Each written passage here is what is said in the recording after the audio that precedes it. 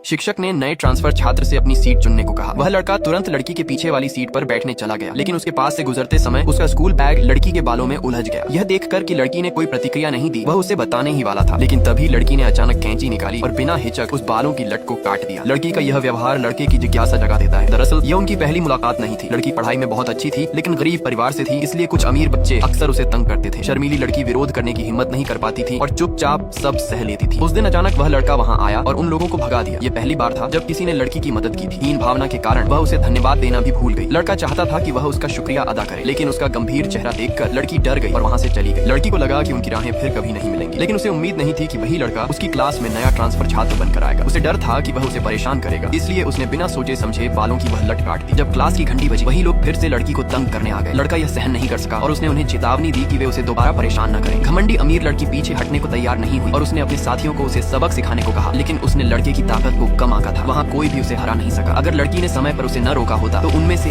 एक लड़का गंभीर रूप से घायल हो सकता था। लड़के की ताकत देखकर अमीर लड़की शर्मिंदा होकर चली गई। स्कूल के बाद लड़की को डर था कि वह अमीर लड़की उससे बदला लेगी, इसलिए वह तेज बारिश में लड़के के घर चली गई। लड़की ने उससे पूछा कि क्या वह 3 महीनों तक उसकी रक्षा कर सकता है, क्योंकि 3 महीने में उसकी पढ़ाई पूरी हो जाएगी। लेकिन लड़के को लगा कि लड़की बहुत डरपोक है और उसे खुद विरोध करना सीखना चाहिए। लड़की चुप हो गई। गुस्से में लड़के ने दरवाजा बंद करने की कोशिश की। मजबूरी में लड़की ने दरवाजे के बीच अपना हाथ रख दिया। जब लड़के ने देखा कि उसे चोट लग गई है तो वह और भी गुस्सा हो गया। लड़की ने फिर उससे विनती की कि वह 3 महीने तक उसकी रक्षा करे। उसने कहा कि अगर वह मान गया तो वह उसके लिए कुछ भी करने को तैयार है। लड़की की हालत देखकर लड़के को दया आ गई और उसने हाँ कह दी। बाद में लड़के ने उसके घाव पर सावधानी से मरहम लगाया। अगले दिन लड़की को फिर से वही लोग रोक लेते हैं, लेकिन इस बार लड़की ने विरोध करना सीख लिया था। उसने एक लड़के का हाथ जोर से काट लिया। जैसे ही बाकी लोग उस पर हमला करने वाले थे, लड़का समय पर पहुंच गया और उसे बचा लिया। उस पल लड़की को लगा कि वह उसका हीरो है। उसने उससे कहा कि उसने विरोध करना सीख लिया है, लेकिन वह अभी भी बहुत कमजोर है। लड़के ने अपना कोट उसके कंधों पर डाल